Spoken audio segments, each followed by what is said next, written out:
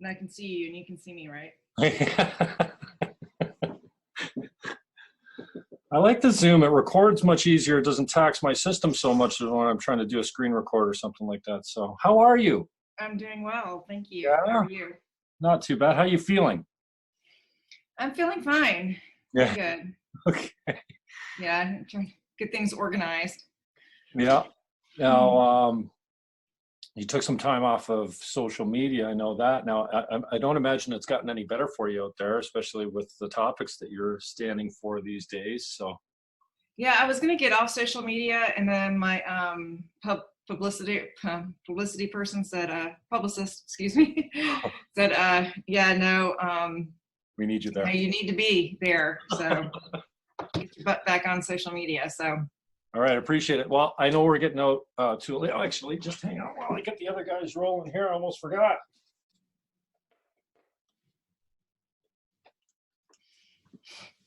Everything okay? And we are rolling almost. I'm working on my Facebook live streaming privileges. I'm not working on it. YouTube's working on it. I actually have a Google support rep.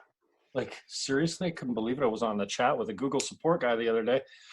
So yeah, they're figuring that out for me. Until then, we're just using the Facebook and the Twitter. I'm not so impressed with the Twitter feed as far as video quality. And then I got a third recording that goes out with some microphones that should let the sound be better, and we'll edit that, put some titles up for you so people know how to contact you specifically, and we'll get that up on the YouTube. I usually get it up the same day, so I'll work on it later. So Denise McAllister is my guest. I appreciate your time. Thank you so much. She is the author of What Men Want to Say to Women But Can't, from North Carolina, Charlotte. Yes. Do you attend Elevation Church by any chance?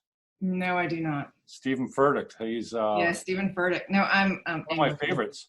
I'm sorry? I'm Anglican. Okay. All right. Okay.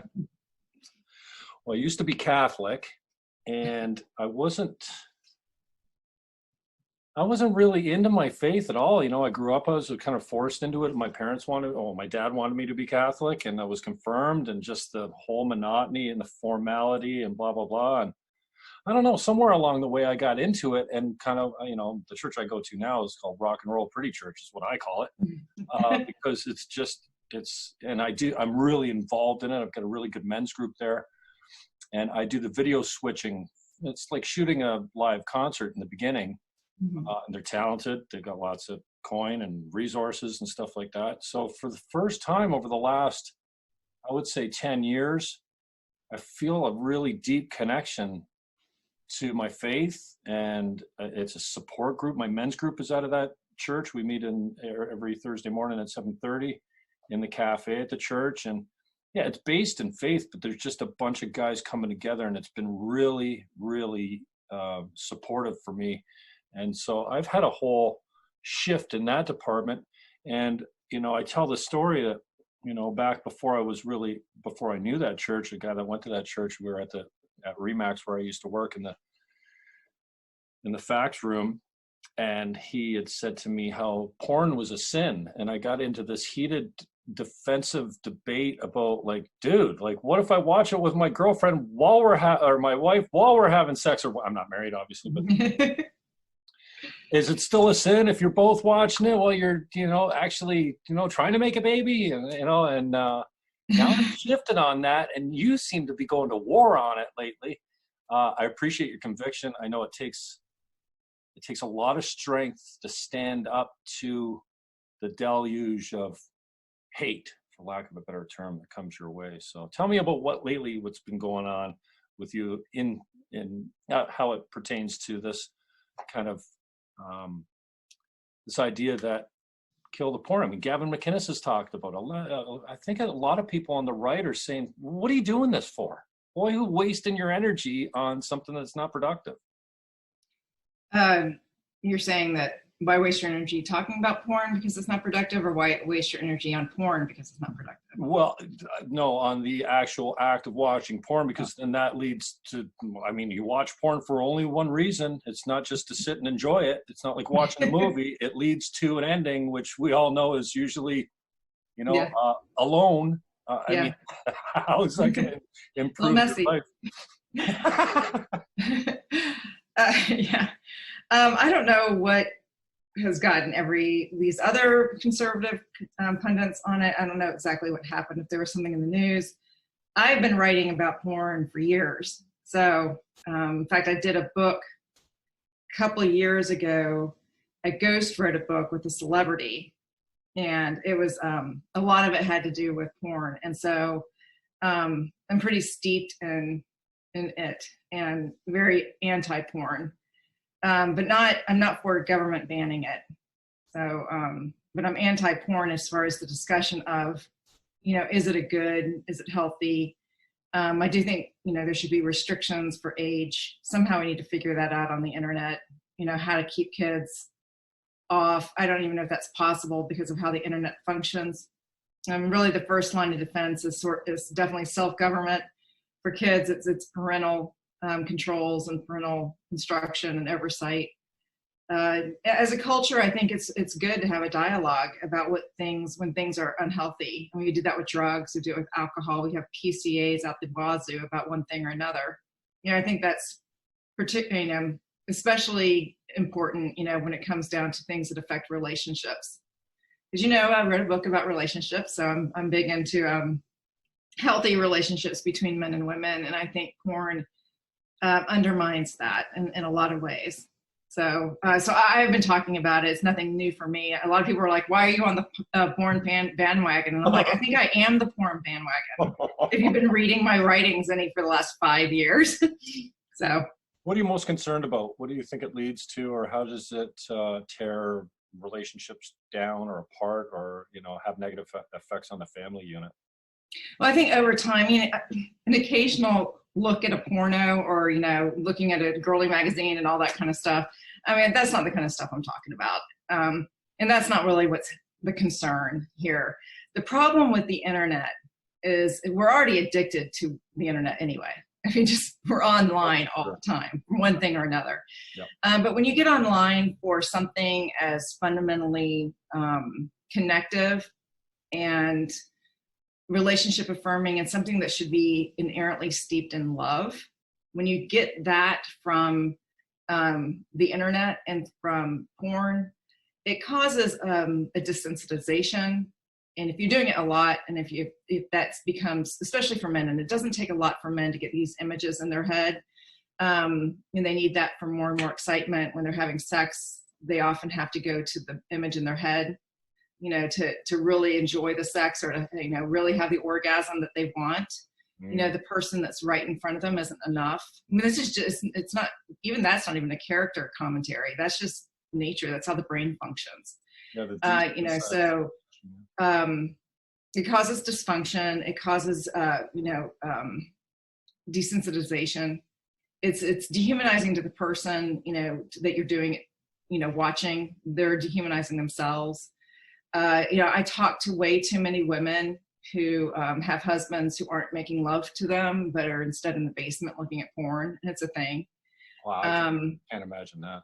Well, it happens. I know it happens. And, you know, more and more women are, I had a very beautiful, beautiful, lovely model who will go unnamed tell me, and any man who looked at her would go, oh, I would be in the sack with you in a minute, in a heartbeat. And if I was dating you, that's all I'd want. You know, complaining about, you know, her husband looking at porn instead of being with her when she's, you know, it's just an addiction. It's an easy release. You know, I don't care how beautiful the woman is or how sexy she is. Familiarity breeds contempt, and, you know, you get bored with people if you're used to constant titillization from something else. And it's just inviting images and other people into a realm that's sacred for one man and one woman. And, it's distorting and perverting the purpose of sex. And the purpose of sex is, for cohesion between two people and complementary love and passion and connection, physical, soul, and emotional connection. This is why it's a tragedy if you're not having sex with your husband. You need to get in the bedroom and have sex with them, because that's important in relationships. And the physical is very important. And it's also to make babies. So, but not always. I mean, so, the foundational sex is that joining together, the becoming the union of the one, of the masculine and feminine, of men and women, and in that, I think we really do represent the image of God on earth best when we're having sex. Man, that's a great way to put it. And I certainly get the good sex, real sex, covenantal sex. Sex based on real love and trust, not looking at someone else going at it on the line. Sure, it's gross. I mean, come on. Reflect on yourself when you're doing it and feel the grossness. I certainly get the put a mirror up and watch you watching the porn. Unless you're a total creep, you find that a little skizzy, nasty. I completely get. You're a loser. Feel bad about yourself. You should. The desensitization is certainly something that's important. And as I put it to earlier in the conversation when I was having this quote debate with the guy I worked with that thought, was trying to state how it was a sin. I'm like, well, what if you watch it together? And I don't. This might be an overshare, but like when you've gone a few rounds. My girl used to say, well, you want me to get the porn going so we can go another round so she could have another round at it too, because you're spent. I mean, you go that many times and you're spent. So I certainly get it, but I wonder, it kind of makes me wonder, one of my questions to you and to many of my guests is what do you think your purpose on this plane is, on this earth? And I know you're a Christian woman, so you can't say glorify God and love your brother, because I think that we all need to get with that, Christian or not. I think we need to be reminded that there's something higher than us out there, whether you call it God or the universe, the oversoul or what have you. I'm pretty sure this earth wasn't, created without another being going, here, we'll give you some help here. It's just, I mean, you look at a rock or a plant or the ocean or the lake and you go, this is all a miracle. This doesn't happen. Mathematically, it's impossible for this to come together, for this atmosphere and everything to hold this thing together without something else helping it along. So I wonder, outside of glorify God, love your neighbor, what do you think you're put here for? What do you think your mission, your purpose on this planet is? Well, let me start with what your comment was before that about, hey, let's put on the porn so we can have one more go around. I mean, isn't it fun? Let's go for 4 times, 5 times. I remember one time with my husband, hey, let's get it up. Let's get up to 6 times a day. Come on. What do we need to do? Anyway, kidding. Sort of. But sex is great. As many orgasms are never bad, a bad thing, good thing, feel good. But really purpose is key.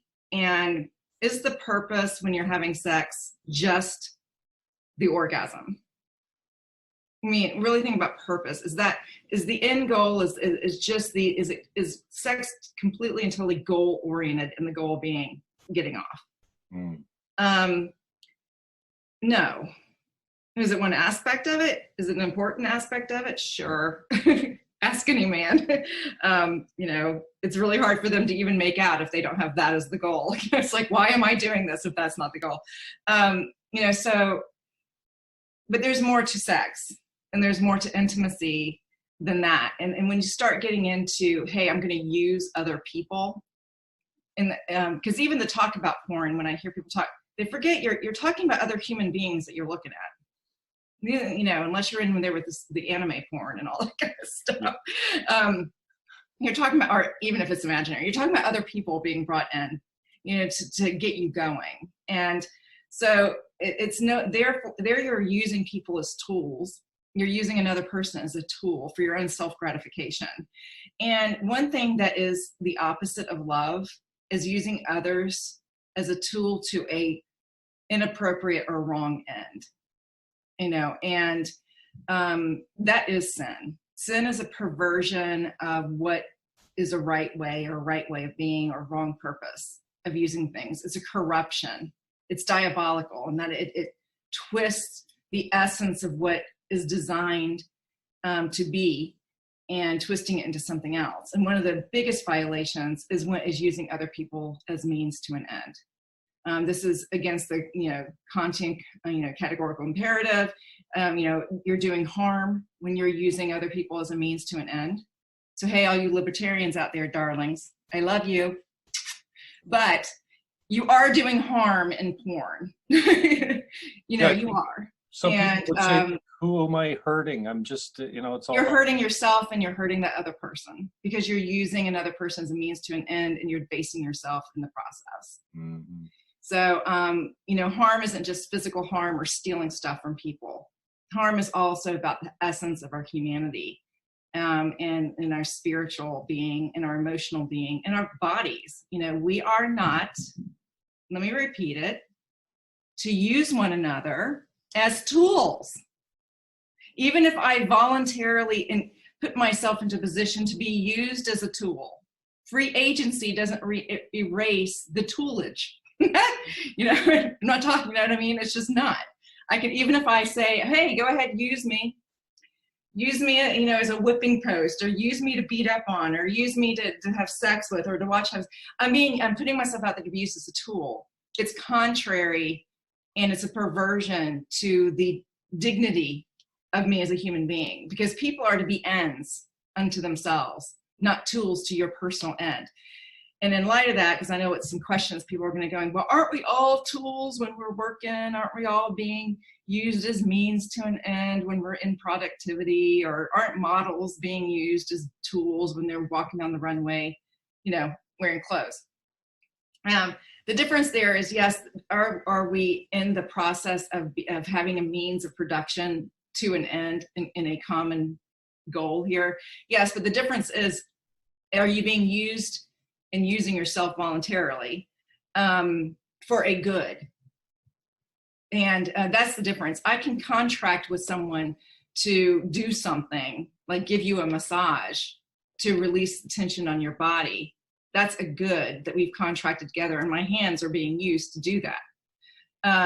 The problem is that when you use someone or use yourself, either against their will, which we all can agree is bad, or even according to their will, but for the wrong and for a twisted and perverted purpose that doesn't lead to good, that again, you're using them as a tool for your own evil ways. Does that make sense? Yeah, definitely. And so, now that's fundamentally my horror at porn is that debasing of the human being, the one who's watching and the one who's doing. And, of course, do you have the legal freedom as a free, red-blooded American to do that? Yeah, but I'm not talking about your legal rights. I'm talking about your moral obligations as a human being to yourself and to other people. Yeah. So, and work back to the question on purpose for you, what do you do for yourself? Well, as far as, talking about, I kind of got off there about purpose. Oh, that's fine. You're talking about the purpose of human beings. You're talking about, do we have a purpose? The thing is that, what is our purpose here? I think, what is the catechism, the Westminster Catechism? I'm here to glorify God and enjoy him forever. It's a very esoteric thing.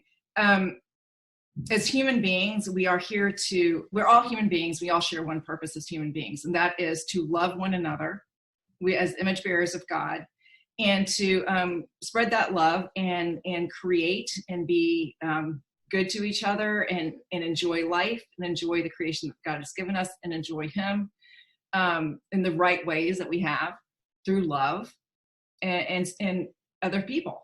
I mean, it's really that simple. And I don't mean love as in that mushy-gushy Hollywood stuff. I'm talking about truly engaging with other people as full persons, other human beings in the full image of God, and loving them and promoting through our humanity, creativity, music, art, productivity, building cities, building civilizations, coming together and enjoying life, food. I mean, this is what existence is supposed to be about: community and love and enjoying truly God's creation and God himself, in community. We're all to do that, and then in that is our relationships, and fundamental of that relationship is the relationship between men and women. And as men, you have a purpose all to your own, as men, gifted to you in your masculinity. And as women, we have our own purposes in that relationship, and we bear life. You guys protect it. So, and then as individuals, we all each have our little individual purposes that God has given. There's no one like me in all the rest of the world. And I have my own little purpose to use my gifts according to how God has given to me, to be loving and to spread light and to build and create. And you do too. And all of you watching, you have your own individual purposes. But I can tell you this, as human beings, we all share the same purpose. And when we violate it and we don't love one another and we use each other as tools, you are violating your purpose as a human being.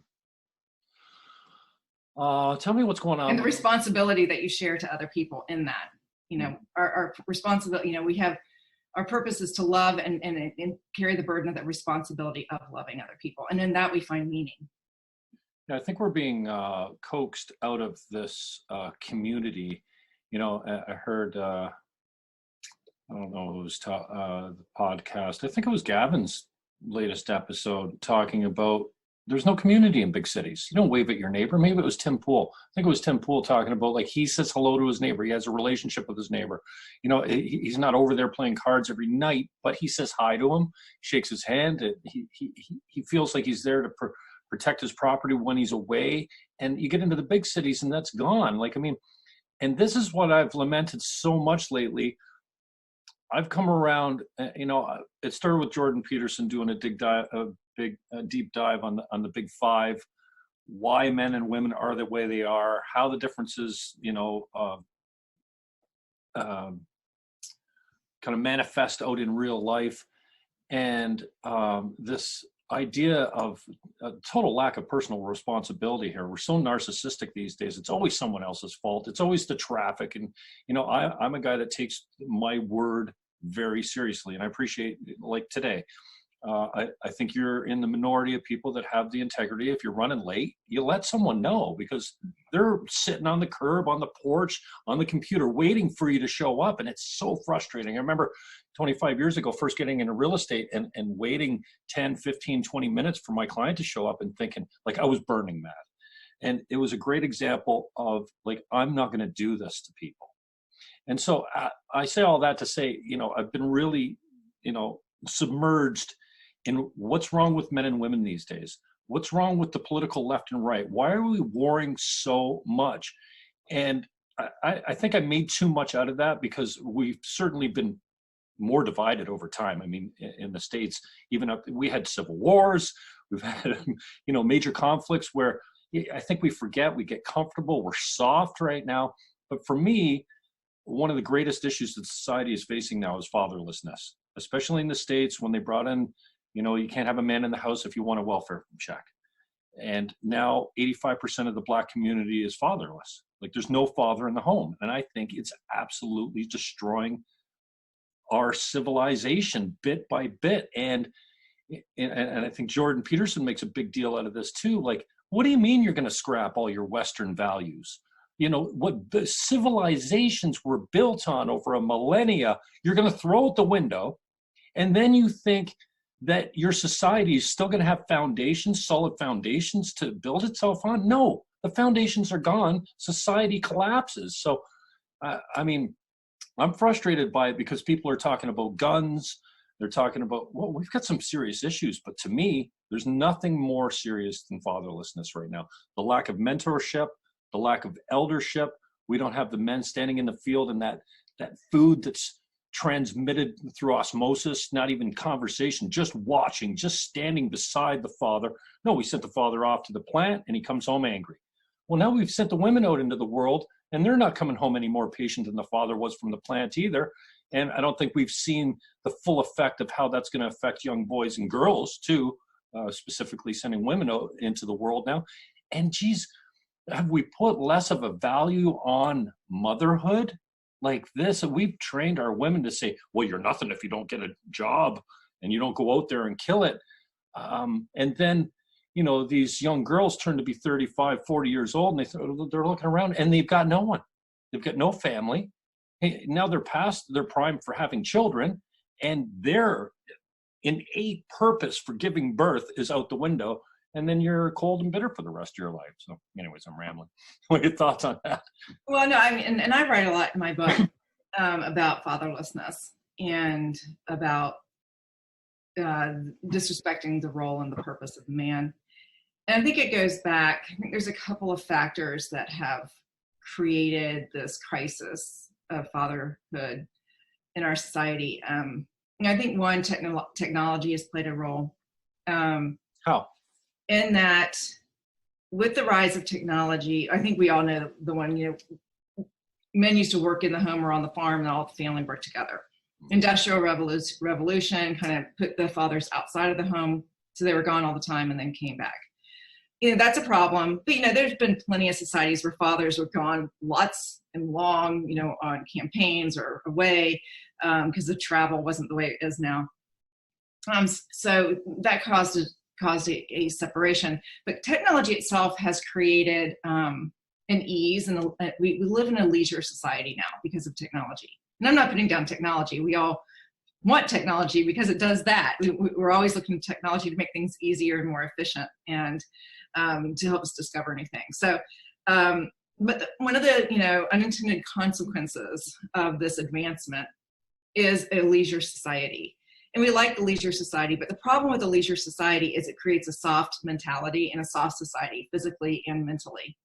And men are designed to, and their purpose is really found in a hard society and not a soft society, as masculine men. And so that's kind of created, you know, an existential crisis a little bit for men to know, you know, where does their urges and their masculinity come into play in a very soft society.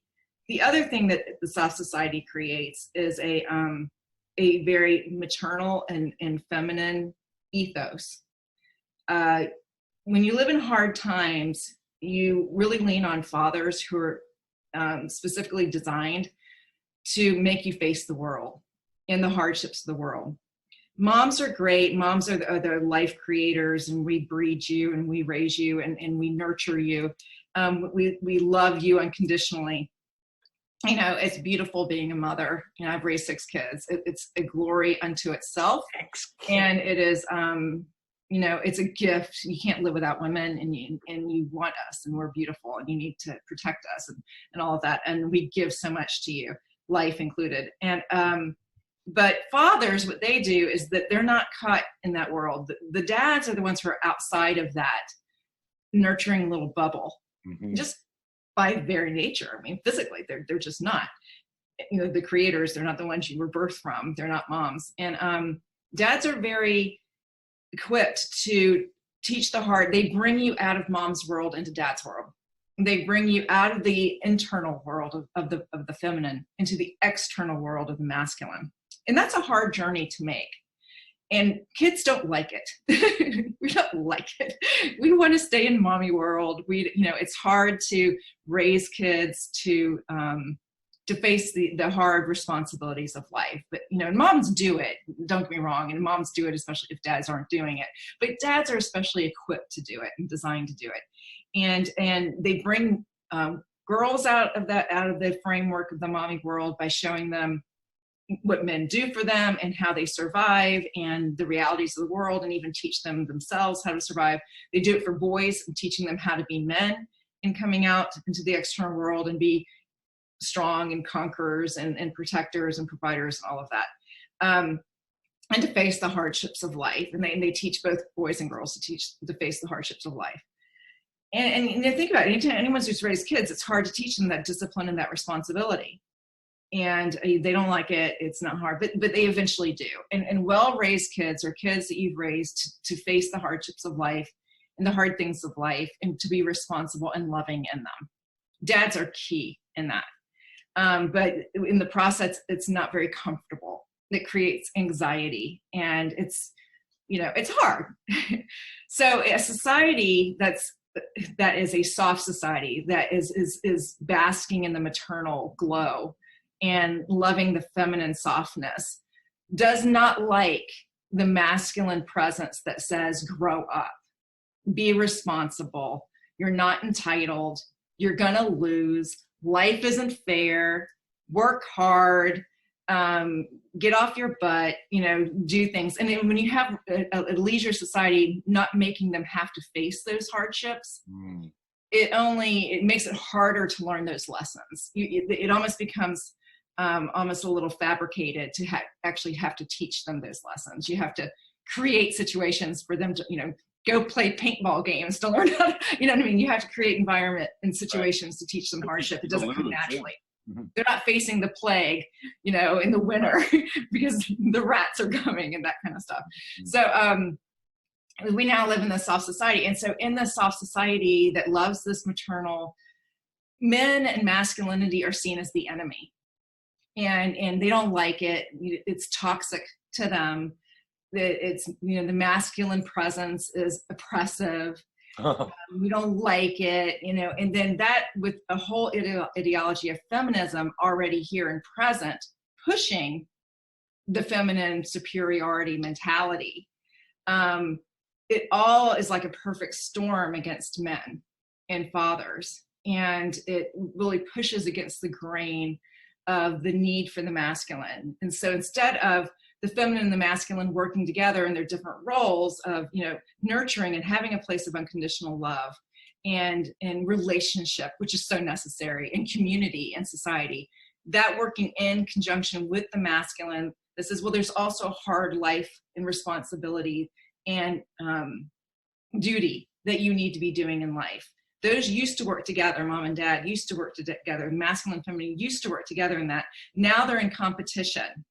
Now the woman looks at what the man's doing as a threat, as some kind of alien patriarchal force that's oppressing everyone, and we need to avoid them and fight against them and not let them have any kind of superiority or victory or even presence or voice in society to teach us these lessons.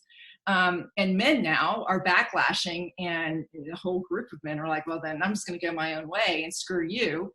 And you bunch of weak-willed women, you don't know anything, there's hostility back. And, or I only see you as sex figures. And, the only thing you're good for is sex. So I'm going to get my prostitutes and my porn and the heck with the rest of you. That's all you're good for. And you don't appreciate me anyway. I'm doing my own thing. So you have this, look at this nasty mix we now have. And so because neither one are now living according to their purpose in community and in love and in cooperation as the masculine and feminine. And it's aggravated by a leisure society. I predict if we have a cataclysmic falling out of the world, you'll find a coming back together and coming to Jesus moment about who we really are. We're not going to be talking about whether your penis can be a vagina. No. And all of that. We're way too soft. I predicted that would happen after 9/11. And I think for a little bit, for the most part, we did kind of go back to our gardens and our dinner parties and our churches and our communities, but it didn't seem to last long. I agree completely with you. Geez, I have a hard time getting anyone from the left to come on and actually debate with. I'm really in tune, and I don't know if I told you this before, but I come up, like, I'm a 10-time Green Party candidate. I have been left as left gets, and I've switched. I've really had a hard time. And I think Peterson really explained it for me only recently, because I'm like, why does this hurt so much? I've changed my opinion on abortion. I used to be completely pro-choice because at 24 years old, the first time I ran for a federal Green Party candidate, that was the platform. So it was my job to be a robot and just go sell the platform. I mean, in 1993, nobody even knew what the Green Party was. Now they're pretty popular in Canada and they hold a few seats. Capital punishment. I used to say eye for an eye, put them down. I've just kind of come around on that too. And there's been a number of issues. And I think Peterson put it like, when your belief system changes, what you think that you just throw it out and it's not painful? No, that is a complete transformation. And I've had a hard time with, I don't know if it's wisdom or what. I'm 51. I'm not 24 anymore. I'm not ideologically possessed as much as I was before. And Crowder really helped me, just watch and change my mind. I'm like, oh, dude, yeah, a question of when is it life is really important in this context, in this debate. And so I've had a hard time coming along, and I agree with you. We've built a soft society, and it's really had impacts on both sexes.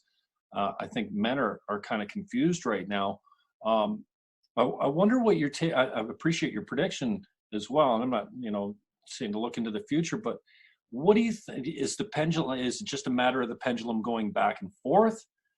Like, what's your kind of prediction of where we are now, and how far left are we going to swing before it starts coming back? And God bless Trump. I mean, I said when Trump was elected, I will not waste any hate on this man. I have my hate pretty well placed where I like it right now, and I'm trying to get rid of it. It's impossible. I don't know how. No, we all struggle with that. No, and I think we're all Donald Trump, and that's what I'm so frustrated by. Is that why can't you just admit you're a little bit narcissistic, you're a little bit xenophobic?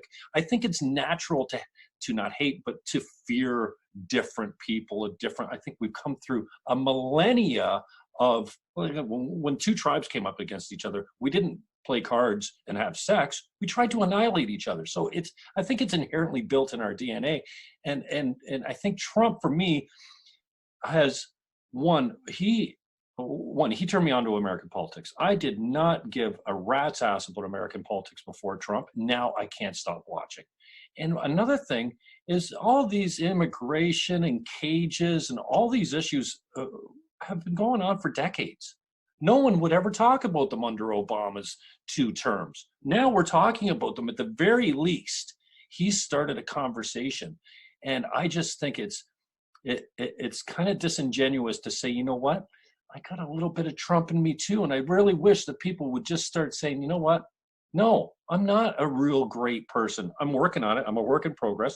It's a lot of work to be loyal to your wife, to be loving to people that are not like, I wonder about you, because I have my times on social media too, where I'm just like, how do you be nice to people that are constantly throwing shit at you, just being hateful all the time, for you to go, okay, well, I love you? It's just like, come on, man, it's so difficult. But he's really opened me up to, you know what, I got a little bit of Trump in me. And I think a lot of people just refuse to admit that they have a little bit of hate, or they have a little bit of prejudice, or they have a little bit of narcissism, because and then, you get to a simple example like Madonna at the Women's March. She's standing on that stage talking about bombing the White House, and she doesn't get that she's doing to Trump exactly what he's doing, outward. And I know you're not a huge Trump supporter. You're a more hardline conservative than that. I support Trump, but yeah. I mean, he's not a conservative, but he's actually governed more conservatively than conservative presidents in the past. So I support my president. Not in everything. I mean, he's not right in everything, but no, he's not I the get demon that. that everyone makes him out to be. Yeah, and Tim Pool says all the time, like, okay, Trump, he's got his ways. He's not that bad. And another thing I appreciate about his term so far is he's exposed the left for the absolute hateful hypocrites that they are. This tolerant left. Are you kidding me? Like, I've never seen more intolerance coming from any single one group of people than I've been seeing. Now, don't get me wrong. The liberals, I think, and I'll put myself in a conservative camp, because right now, freedom of speech and 2A. These are what I'm passionate about right now. And, I asked you about purpose earlier. Do you really think that you're going to change anybody's mind, on the internet about, like, does God exist? Is abortion wrong? Like, I think I've given up trying to change people's feelings, but I shifted, but I think I came to it on my own. It was, Steven Crowder, that nobody sat me down and says, I need you to watch this. It's just, I found him funny. I think he's talented. He's got a well-produced show. And I'm like, oh, that's a really important discussion point on this debate, is when is it life? And I like his strategy of, okay, let's back up until we can find a point where we agree. Okay, can we at least agree that conception is life, or heartbeat is life, or what have you? So it's been a frustrating road for me, but I wonder, you know, how do you deal with the constant brush and then keep your faith and your strength and your values rather than, hey, I know, it's just like, forget it. I'm done with this. I can't take it anymore, you know? Well, we each have our calling and we each have our place. I mean, one of the key things is to find out where your voice is most effective and use it there. You're not going to win every battle, and you shouldn't be fighting every battle. So that's key, first of all. And then, you know, where is best to, you know, fight those battles? You know, if you're only looking to social media, you're going to be frustrated. And so you need to diversify your influence, if you will, and reach out to different people in different forums in different ways. You know, I do it through writing articles, through books, you know, through podcasts, through fighting on social media, through personal interactions, conferences. I mean, there's all kinds of different ways to interact. Do you change people's minds in an age where people have tossed reason to the wind? You know, that's where, you know, Jesus left the 99 just to go out to get the one. He went through the wilderness, you know. So the kind of way I look at it is, if I change one or two minds out of the thousands, you know, that's a start, and that's how I think of it. I don't think that, you know, I'm going to bring in hordes into the Denise camp. You know, I expect to be alone and to make very little progress. That's my expectations. Low expectations. Yeah, and they're realistic, I think. I'm not saying I don't have those expectations to surprise myself, but because I really do think them. You know, as far as my, you know, attitude toward it, I mean, I get angry. I mean, one of my most angry tweets echoed throughout the world and got me into big trouble because I was very angry because it became very personal. And, you know, so I have Irish blood in me. Of course I get angry. You know, so not doing that, keeping your temper is really important, and not like taking everything personally. And I try to do that. I kind of resort to snark sometimes, you know, or sarcasm, you know, or I just block people, or, you know, try to figure out, you know, who's really wanting to have a conversation. I also, what people don't understand is when I'm on social media and I'm debating, and a lot of people are like, you know, why are you debating these people? It's not only because I'm debating that person. I know other people are reading it. Thousands of other people are reading what I'm writing. I may not be convincing this person, but other people are seeing my arguments. And I do get a lot of emails and DMs from people saying, you know, I see what you're saying to that person, and it's really changed my mind. I've had men write to me on DM saying, wow, you've really opened up my eyes to porn. And I really want to change.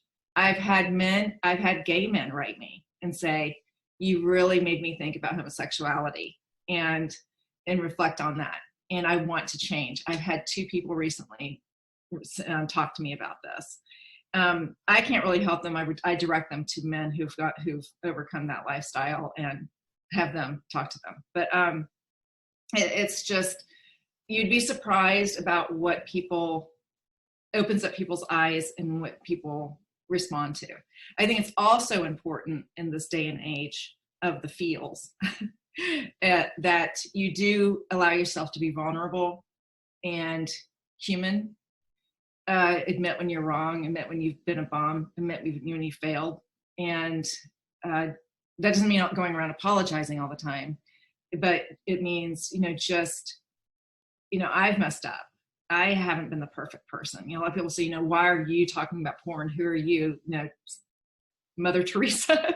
And I'm like, no, it's because I'm not Mother Teresa. It's because I've been through some crap in my life, because I've misused sex, because I've been a whore in my life. I know what it's like. I know the dehumanizing effect that, you know, sex wrongly experienced, if you want to put it that way, what it does to the body and soul and heart and relationships. You know, I talk as a sinner to other sinners. I talk to people, a broken person in the hospital, to other people who are in the hospital, who don't know they're in the hospital, or who don't think they need treatment. And I think it's just important to keep the dialogue going. I just do. I mean, and to continue to speak the truth. And if you're the only one shouting it from the mountaintops, then you're the only one shouting it from the mountaintops. But at least someone is shouting it from the mountaintops, and maybe someone will have ears to hear at some point. Well, I give you a lot of credit for your strength and your commitment and your value system. And I think it's important that you know, and I like your analogy of this existential threat that we, you know, and I said, I thought we were going to achieve this after 9/11. And it's almost like if the aliens come and we're like, oh, okay, so it's the fight for humankind, for the whole race. I think we forget that we're more the same, doesn't matter what our race or sex or religion or whatever, we're more the same than we are different, like on so many scales. And fundamentally, we're the same. Fundamentally, I mean, the absolute fundamentals of who we are. But the problem is that, you know, you were looking to 9/11 to bring change, or you were looking to, you know, if any kind of other horrible thing happens, it won't change as long as, well, first of all, we still had our leisure society and self society, even with that happening, and even with the fear in the back of it. But until people really come back to objective reality and objective truth, and the objective reality about human beings themselves, and about who women are, who men are, and about relationships, we won't find healing in our society. I think the big evil in our society right now is the tyranny of the subjective. And I think you and I have talked about that before. As long as you think that there's only your subjective reality and your subjective truth, that in itself breeds dysfunction, mental dysfunction, and narcissism. Because subjectivism is the fodder for egoism. And as long as you think that you are the island of your own truth, you will be at war with everyone else's truth. You will feel entitled to speak. You will want people to bow to your own subjective will, because you won't have any kind of objective ties that bind. I mean, what is it that you know, and it will form more and more groups and more division. Subjectivism does. It isolates us from other people, so that to the point that we're only gravitated to other people who even remotely reflect our own subjective truth. And that's why we have such a broken society in all kinds of different groups and camps. And we can find all our like-minded people on the internet. So unlike when we used to live in small towns, we had to deal with everyone who was different from us. Now we can go and search out everyone who's just or kind of like us, no matter how freaky it is, you know. And so we become more and more divided. If we do not have objective ties that bind, objective realities and objective truth that shows us that we're all the same as human beings, that shows us that men and masculinity have common elements that are different from the feminine, and that women have common elements and characteristics and purposes that are indigenous to them. As long as everyone's like, my individuality and my subjective truth and my truth is the truth, as long as everyone has that attitude, you won't have any kind of coming together and cooperation. You will have more and more division. That's one of my biggest concerns, is our complete abandonment of objective reality. Because I think that will be our undoing. Yeah, I think it's been a long process as well, this whole narrative of, you know what, you're perfect exactly the way you are. No, you're not. Actually, you need a lot of work to be better. And we've, you know, you can be anything you want to be. Well, no, you can't unless you work very hard at it and train and practice. And this idea that the hard work, the masculine ethos of hard work and failure, and the fact that you may not get what you want. Right. These are all very masculine energies, you know, in our experience that are being suppressed. Everyone wants their safe spaces, and everyone wants their entitled world, and everyone wants the same that everyone else has. And if they don't get it, then it's your fault. How dare you take from me? You're a misogynist, sexist, homophobic pig. And, you know, I'm not getting what you have, or you're not respecting what I have, you know, and I am God, don't you know? And, you know, you need to bow to my will because it's legitimate, damn it.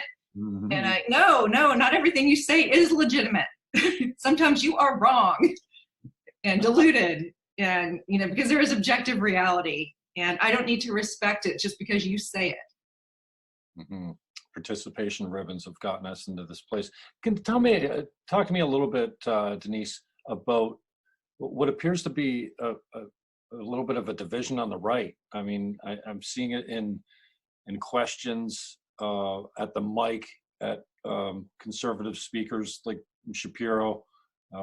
I don't know if they've hit Crowder yet. I don't know anything about Nick Fuentes. other than what's been kind of brainwashed. You know how the media kind of labels you something, and you just say, "Oh, okay, so he's a white supremacist then," and you've never really looked into what it is that he said. Where was the context? And I'm guilty of doing that.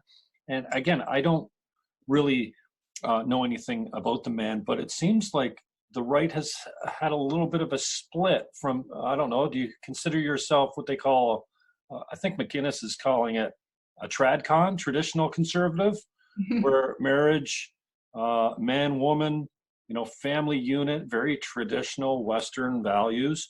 And, but they seem to be coming to the mic and asking questions that don't seem appropriate. But, and maybe it goes back to your split with Shapiro as well. And I don't know exactly what happened there. I know the story a little bit. But what do you think's happening on the right, or is this something that we be needing to pay attention to? Because I think definitely it's happened on the left, but I think the liberals are just kind of sitting there looking to the extreme and going, "You guys are idiots." I think we're all looking to the left saying that now. Is it happening on the right a little bit now, or what do you see? The left may say they're idiots, but they still work together, and when it comes down to it, and pretty much vote in a block. Yeah. Yes. Isn't it interesting, these little labels, and then we have tradcons now. We just reduce everyone to one. Oh, she's a tradcon. I know, it's really, we love our labels. We love reducing people to one thing instead of seeing people as fully integrated human beings who are complex and often contradictory, and yet still sincere, and right and wrong and all of this. It's very easy, again, if we're only looking at things just as subjective little groups, then you're going to identify other people by their lowest common denominator and whatever it is that you don't like about them. Well, the whole issue of the right and the kind of the civil war that's going on there is not new. Okay. The right has never been monolithic, and way back to Reagan and Goldwater before that, and you have your more traditional conservatives, and then you have your Republican, more economically focused groups, and you have your more conservative political minded people. Then you have your religious, back in the 90s, you had the rise of the moral majority, the Ralph Reed crowd, and you had, when they were focusing a lot on abortion, and the Republican establishment types didn't want to talk about abortion because they thought it lost them votes, and so they didn't want to deal with the social issues. And so there's always been this conflict within Republicanism and within the GOP and within the conservative branch about what the focus should be in opposition to the left. Now we have probably more influx of libertarianism into the conservative and into the Republican ranks, and that's causing its own kind of conflicts, because the libertarians are socially liberal, and but yet they're also more passive. They're more don't be interventionists, and so in international politics and war, and so you have a lot of division already there. You also have what you see with what you saw with Trump, is you also saw a big split between Republicans who really like things status quo and who like to say they're the principled ones and we just hold on to our conservative values, however they defined it. And then you had the Trump supporters who you need to do more. You're not fighting the left the way you need to fight the left. They saw this brand of traditional or establishment Republicans as giving in to the PC culture too much, being afraid of labels, being afraid of things like being called a racist. So they tried to placate the left too much. And a whole group of people rose up in support of Trump, because one thing Trump didn't do was placate the left. And he didn't let them get away with the labels. Oh, you're going to call me a racist? I'm not a racist. Or, no, I'm going to say more that you thought that was racist. I'm going to say it even more, so you'll call me a racist even more and make yourself look like a fool. And so he just doubled down and fought the left and fought the PC culture, and people loved him for it. They were like, yes, you're finally telling people we're not racist because we oppose the whole identity politics issue. And, don't let them get away with the labeling. Don't let them get away with the identity politics. Whereas the softer, more established Republicans who didn't want to disrupt their own little world of power, they don't do that. You're going to, be labeled racist, and don't be labeled a racist by fighting being called a racist, so there was this whole war between the never Trumpers then, and then you have the whole alt-right guys and right. gals or whoever, who are really into mocking the left and doubling down on the rhetoric. And, oh, you're going to call me anti-Semitic? Nah, I'm going to actually I'm going to put out even more memes that look like anti-Semitism. They're just really kind of, if you watch Harry Potter, they're like the Weasley brothers. And, just causing trouble. And, so that's what I refer to a lot of the people on the alt-right. We're just, the Weasley brothers. And, not saying that, I know, guys, everyone, that there are racists and anti-Semites in the world and in the alt-right, but they're also there in the left. They're there, okay? The sub-creatures are there. We know that. They're the vast majority. There's a lot more going on than just a whole bunch of crazed racists and bigots. What you have super recently, so that was going on in the 2016, what you have super recently with the Groypers and the Nick Fuentes supporters and their opposition to Daily Wire and Turning Point USA, right. is, again, what's ironic is that Daily Wire, Turning Point USA, I think some other organizations, one that I used to work for is kind of coming up in that way, are replacing some of the more past establishment media organizations and becoming establishment themselves. They once saw themselves as being the mavericks and the new thought leaders, but they're really infested with a lot of libertarianism. So there's a lot of social liberalism there.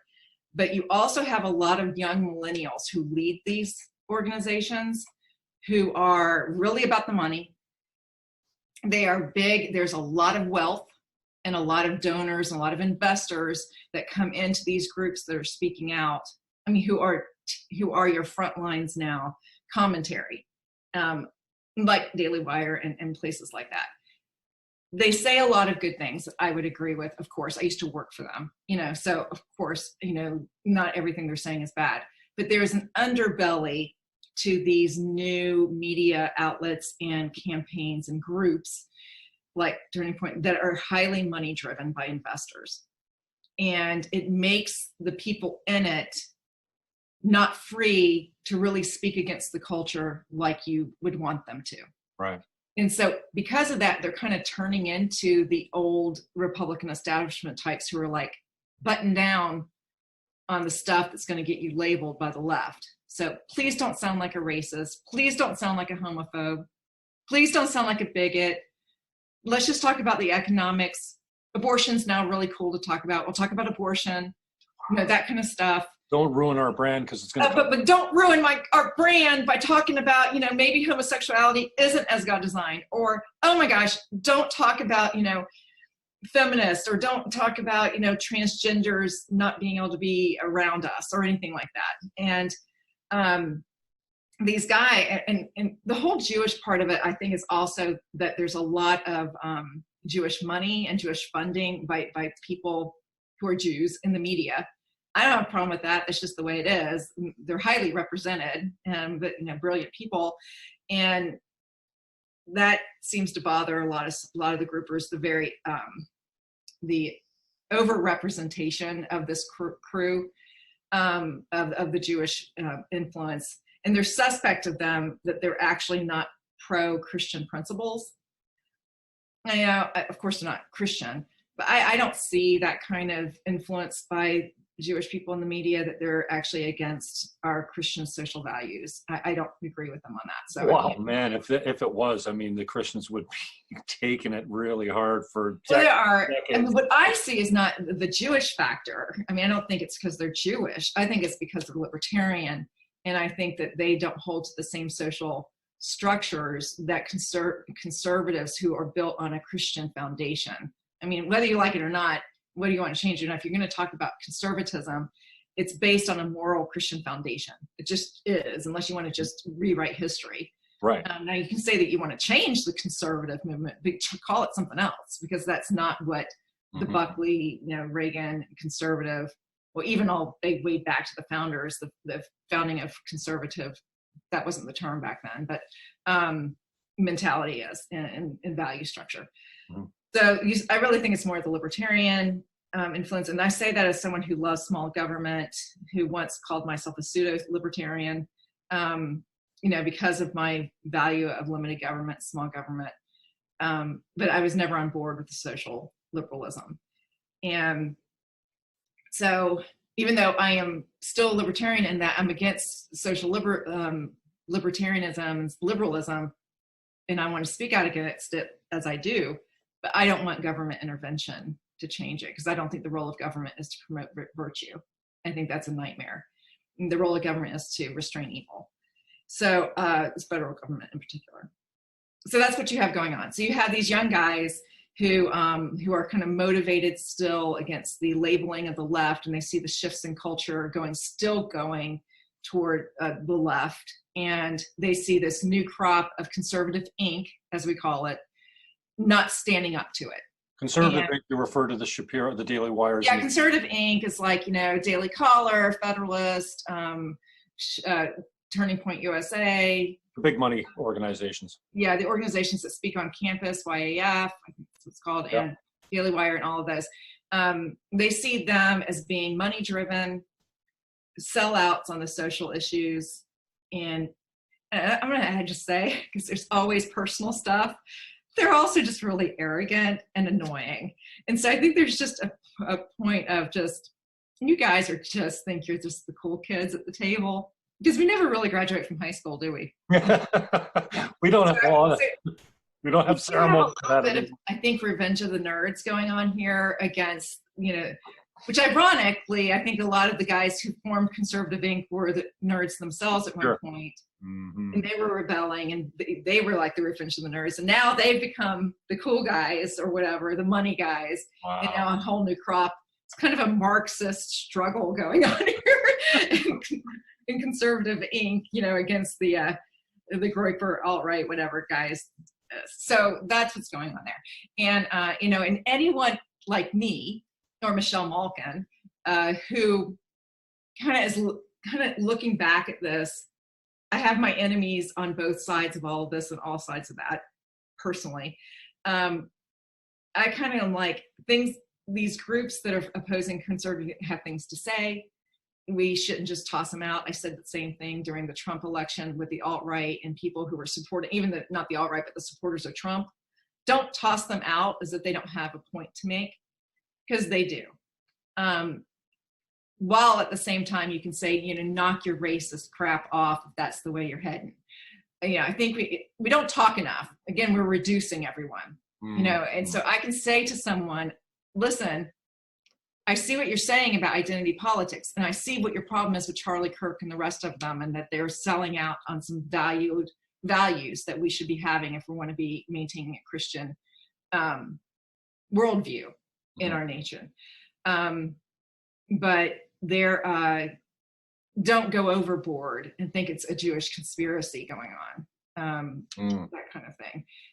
Is it okay to point out that a lot of them are Jewish? Fine. Do they click together? They do, but any group does. This is nothing unique. But there's not some kind of conspiracy, and don't start going into some kind of weird stuff that I get from some of the Groypers. Oh, how hypocritical! I know there's hypocrites on both sides. I'm a hypocrite. You're a hypocrite. And again, I wish. I don't think they're hypocrites. And I don't think they're hypocrites on both sides. Hypocrites are when you're actively doing something and saying that you're not. Or yeah, but at some level, they're sinners on all sides. Yeah, at some level, I think we all say one thing and do another, and pretend and put our masks on and whatnot. And obviously, it stands out more for me on the left, because how can you be against, I don't know, Marineland having caged whales and dolphins in a tank, but think that abortion is okay? I just don't get how anyone can have those two beliefs at the same time. And then I look at the Shapiro thing. Here's a man that constantly says on his show, I believe, my religion teaches me that homosexuality is a sin. You come to your husband's defense because a homosexual on Twitter tells you that he's abusing you, or the other way around. I don't know exactly what it is. And then you're cut loose for just softly going around. You know what? It doesn't seem appropriate me taking relationship advice from a gay man. So to me, innocent. You'd think that a guy like Shapiro would go, no big deal, Denise, we got your back. In other words, instead, you're out the door because you're a threat to his brand. Like, I've maligned and blackballed. I mean, it's bad. It's not just, really. I mean, there were people, Andrew Klavan, for example, if you know who he is. Yeah. He was one who said, maybe you should have said it so harshly, Denise, and but I understand what happened, and don't do it again. But that's okay. I mean, but should you be fired? No. I mean, some people at Blaze TV were like, should she be fired? No. But the rest of them, it's on the show. Pardon? Come to your defense on a show, or is this just a private conversation? Yeah. No, Cleveland did on a show. Oh, he did. Okay, good. And me only once, but he did at least that. But he's more, he's older. He's a lot more mature than a lot of them. And unfortunately, it hasn't died down because the blackballing behind the scenes continues. And it's just a real power struggle. It's vindictive. It's driven by personal pettiness. It makes me angry and I fight back, and that makes me look petty. But there's a lot going on behind the scenes that I'm reacting to. But it's that kind of stuff that drives. That's just one example. My example is just one part of it that drives this hostility against these groups that are now frontline speakers for conservatism. Mm. So conservatism has its representations in the Charlie Kirks and Ben Shapiro's, and we value so much of what they say. I mean, their fight for free speech, ironically, is so good. Yeah. But then they undermine it with these kind of actions, born out of fear of what people will think of them, or the loss of. The loss of money is what people think, is what their investors will think. So, one of the things a friend of mine who's in business said to me, I would never work again for anyone who has investors. Work for someone who's completely profit driven, where they have to earn their money and they're emboldened only to their customers, because they have a freedom that people who have investors don't. And unfortunately, a lot of these media brands are solely driven by investors, and sometimes only one or two investors. Some cases, only one investor.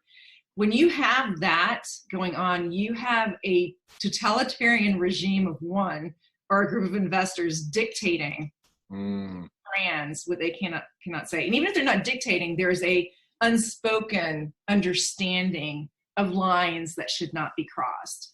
And so these media brands and media personalities are often enslaved to the expectations of their investors, and because they don't want to lose their funding, they don't lose their money. And so there's that. There's also just, gosh, I hate to say it, there's also just something that doesn't have anything to do with money, and it comes back to your point about groups and tribes and humanity, because we're broken and fallen and sinful, and we don't see each other as human beings first, made in God's image, and that's our tribe. We have a tribe of one, and it's called being made in God's image. And we should, one race. Out of that comes a lot of beautiful diversity, but it's out of that comes the diversity, because we've rejected that objective commonality. All we have are all the bits and all the parts and all the tribes and all the groups. And when you divide in that, whether it's a tribe of one or a tribe of 1,000, whatever your group is, that becomes your God. And that's where you find meaning and value. And that's where you think you gain your image. I'm made in the image of my tribe instead of the image of God. And so your loyalty becomes to the tribe and being accepted by the tribe and having status in the tribe. And the worst thing you can imagine is being kicked out of the tribe and being disassociated from the tribe. And so it's group dynamics, anyone in sociology, you know, it's you have your in groups and your out groups, and no one wants to be in an out group. It's a horrible thing. Out groups are stigmatized, out groups are delegitimized, out groups are, you know, enslaved. Sometimes they're treated cruelly. We hate them, and you want to be on the in group, because there's also where power is. There's power in the in group. There's not power in the out group until the out group becomes an in group. And so a lot of the time in these situations, people are just terrified to be separated from their group, and where they find their identity. And, you know, it takes a lot of strength of character in the times in which we live, to be able to look at your tribe as being the tribe of the human race. And my tribe is in Christ. My identity is in Christ. My purpose is in Christ. And if I stand alone on an island, abandoned by all the other groups, I still have value and dignity, and I don't need to compromise myself to get with the groups.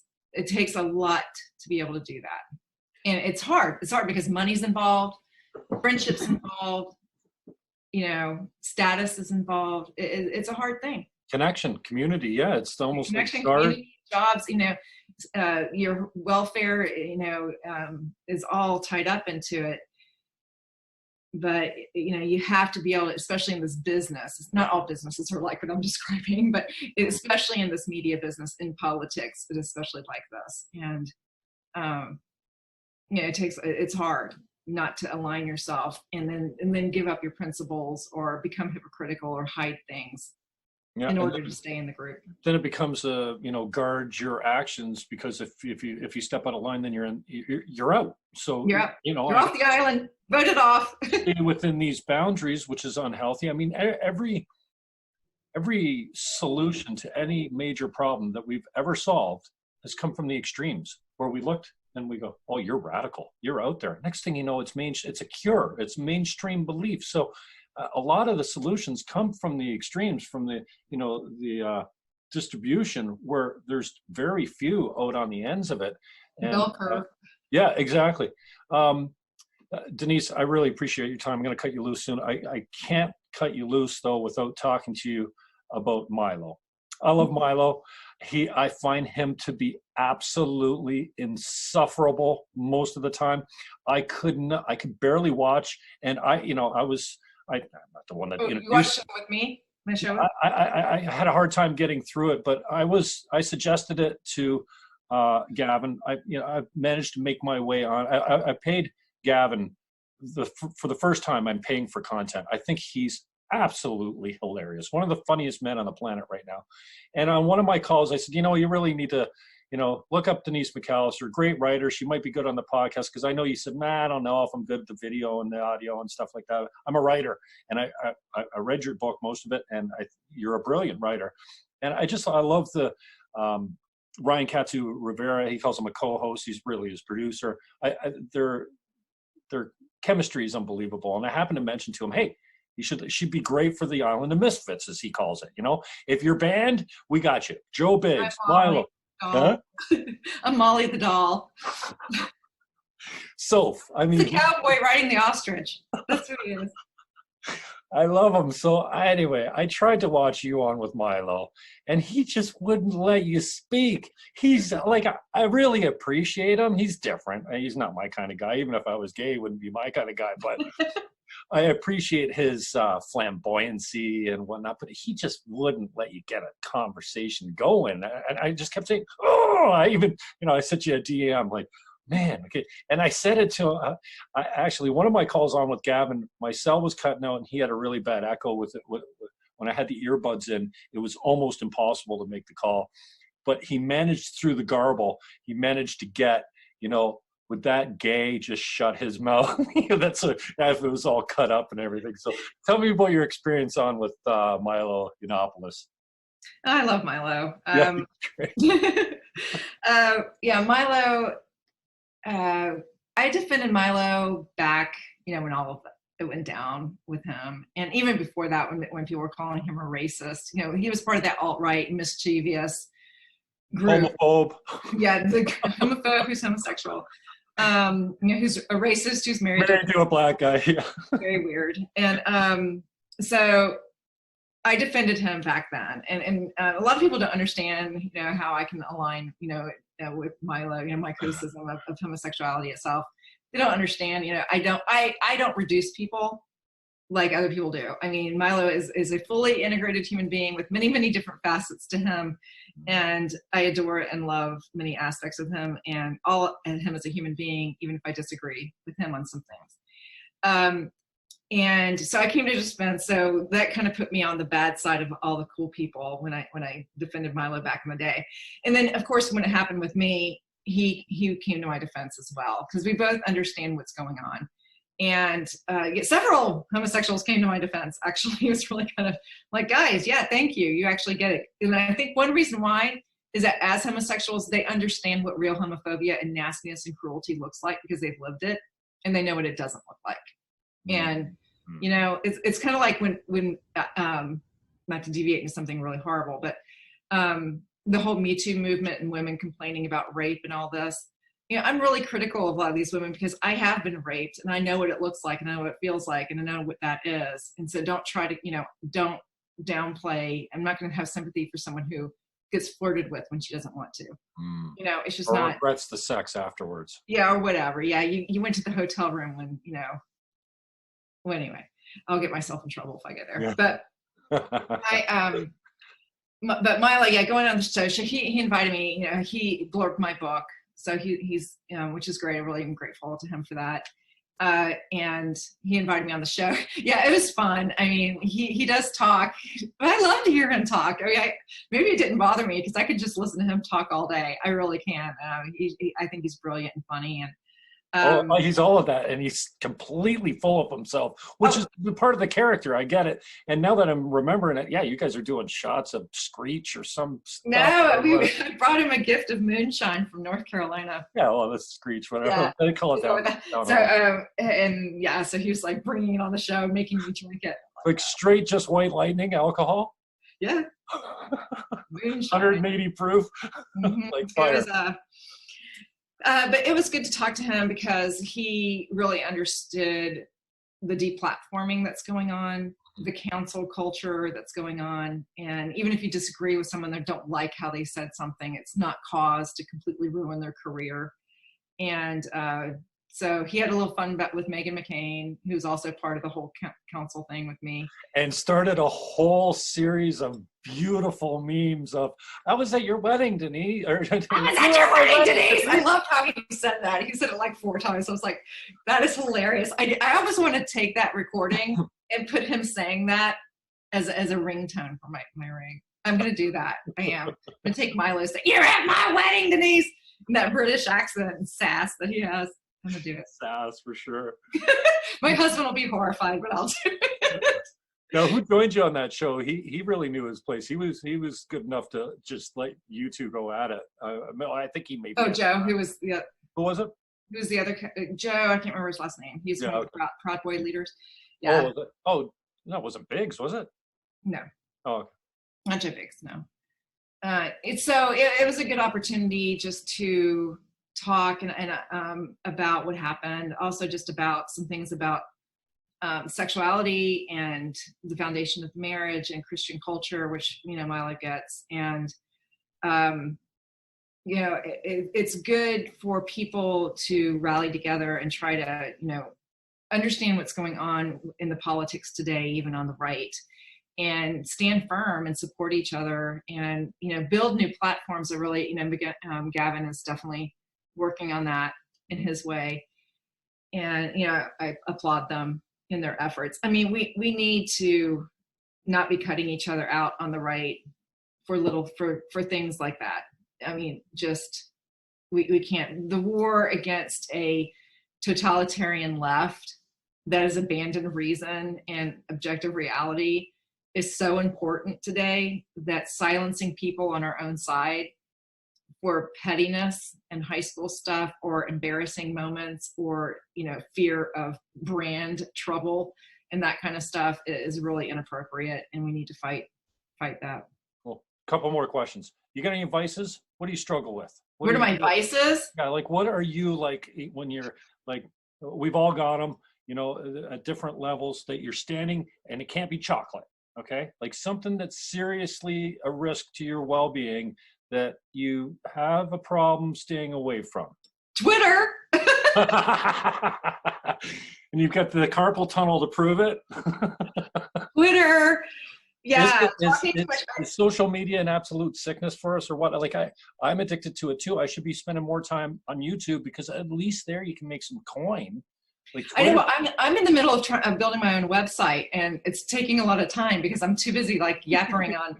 One of the problems with me with social media is because I have ADD, and one of the things that's great, especially as a writer or a commentator, having social media where you get immediate response and you're able to engage. And if you're that kind of person that's wanting immediately out the door and back and forth, which I live on, I love just debate. And I love immediate gratification when it comes to intellect. Yeah. It's good on the physical too, but you know, I like, but I like it, you know, intellectually, I like just having that gratification of someone coming back at me with an idea or an opposition, and then I go back at them. I'm also like a dog with a bone when I'm making an argument, and I'm like, I want to make my point and I want to win this and get it all out there. And on Twitter, you have to do it in like 20,000 tweets to get your whole argument out there. And my husband's like, why are you doing this? Just write an article on your website and put it there. You know, then you can also make some money. Your husband just you'll be sane and you won't be sitting there with the phone in front of your face. Yeah. And I'm like, I know, you're right. Chain me to my computer without stop working on my website and my writing. But the thing is I'm like, yeah, but when I'm writing my articles, I'm not getting that immediate. I'm not getting my distraction taken care of. That's why writing books is so hard for me. I mean, I have to chain myself down to write a book. I feel your pain, and I'm, you know, somebody says something and you're like, oh, dude, I think it's time that I admit I have the mind of an air traffic controller. I have 4 or 5 or 6 projects going on, and I skip from one. I do a little bit, because as soon as I click upload, and I know it's going to take 15 minutes, I need to get engaged in something else. I'm not going to just sit there and wait for it to upload. You go do something else. It's like a waste of time sitting around. So I totally feel you. And I think the dopamine rush is certainly something that's attractive on the Twitter platform.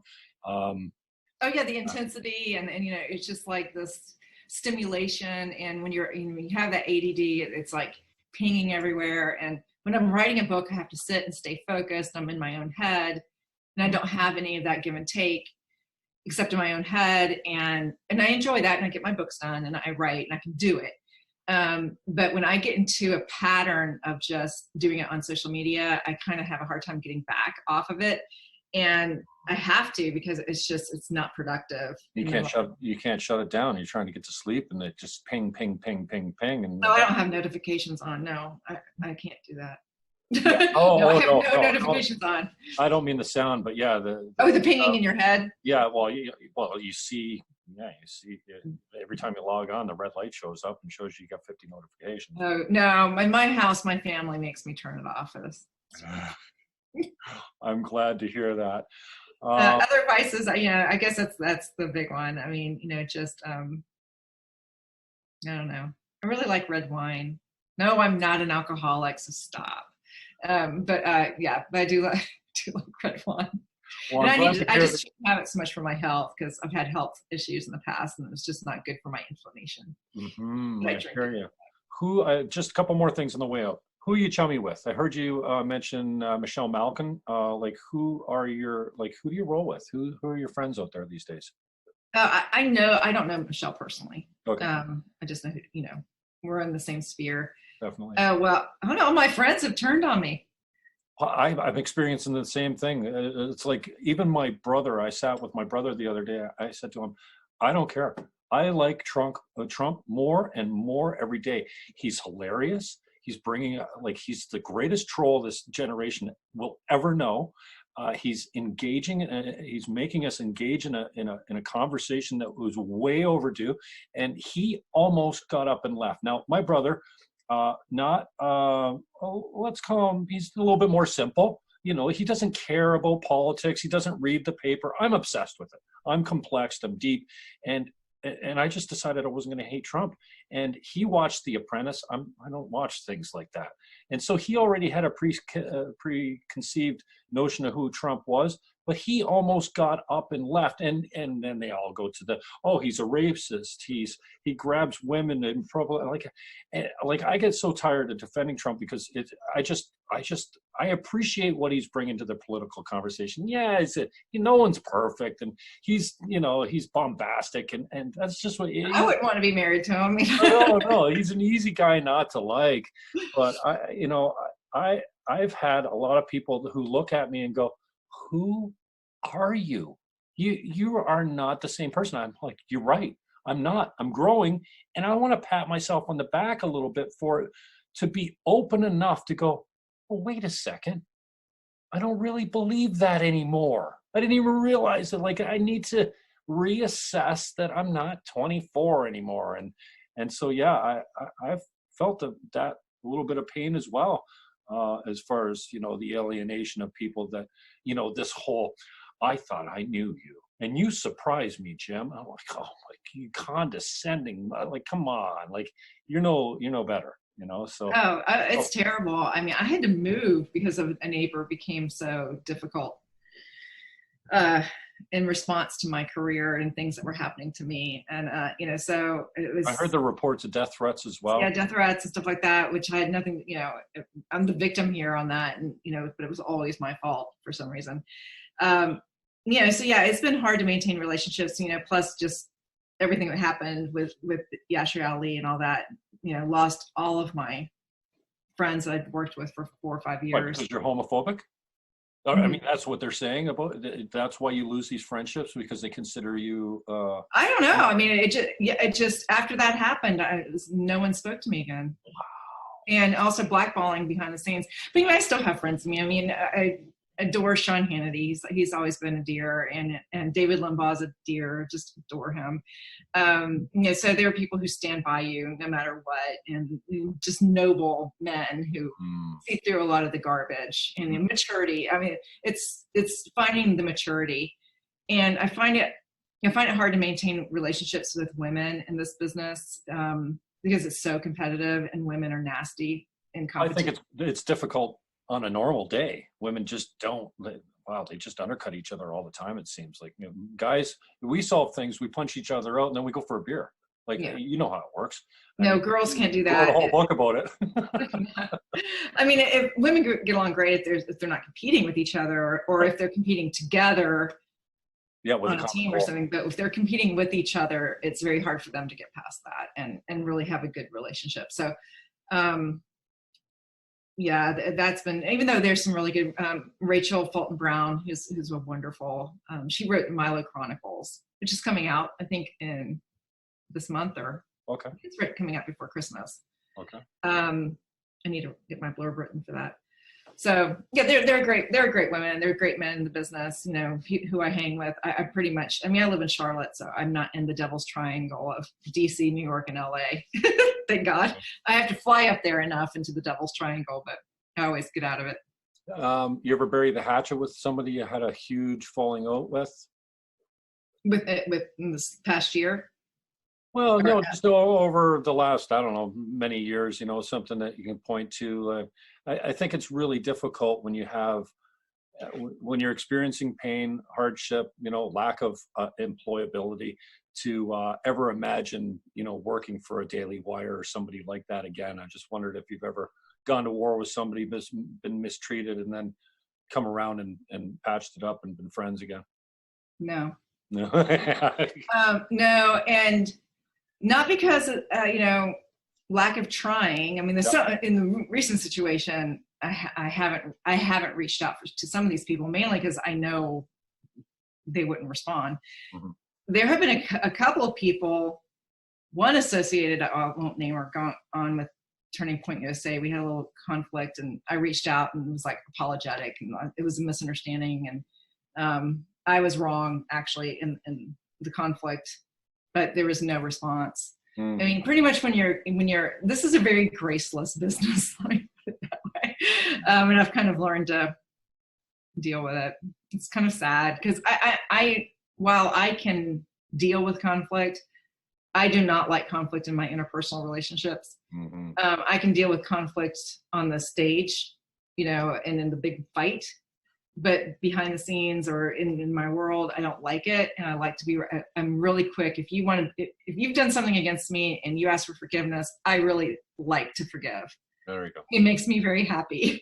I want to forgive you. And I expect that a little bit. And I know I shouldn't expect it because grace is a gift, but I really long for reconciliation. I long for grace to be shown. And it makes me very, very sad. Maybe it's because I screw up so much. You know, I really need forgiveness a lot. And I really want it because I make mistakes so often. But I'm finding the older I get, and especially in this business, very few people are willing to give it. Once you're out, you're out. Once you're voted off the island, you never come back. Denise McAllister, it's like a Survivor. Yeah, there you go. Pump your book a little bit on the way out. How do we get it? It's up for pre-order. Comes out in February, doesn't it? Comes out February 11th, right before Valentine's Day, and it is on pre-order at Amazon, and I think you can go to Barnes & Noble as well. So it's what men want to say to women but can't, and it's about the damage that feminism has done to the relationships between men and women. It's very much a celebration of masculinity. Men will love to read it because I think it will encourage you. There will be parts of it at the end that will challenge you, but I think it will maybe get you and also make you understand what's going on with women as well and why they are the way they are and why they think the way they do. But it will mostly be an encouragement to you. I really want women to read it because I want you to see how men are and what you're doing to them, and you know what they don't deserve and how valuable they are and how much we need masculinity and men in our lives, and how you've been sold a bill of lies by feminism, modern feminism. Amen. Well, you look fantastic, as I expected you would. Thank you. I just turned 53, so. Not a girl. Look, and there's nothing more than that crooked, evilish grin. I like it. Just before you drop something important, you get this little girl evil grin on your face. Your husband's a lucky man. I love you. Thank you for the time. I really appreciate it. I love what you're doing out there, and I've kept you for a long time, but I appreciate that. Hey, we got lots to talk about, so I appreciate the access and the time. Denise, we'll do it again in the new year, maybe when you're maybe after the book comes out. Okay, and thank you to your viewers. I appreciate it. Yeah, you're welcome. Thank you. All right, that's Denise McAllister. If you need her, I think I know how to turn this thing off now. Stop recording first. Okay, Denise, take care. We'll talk soon. Okay, thank you. Bye-bye.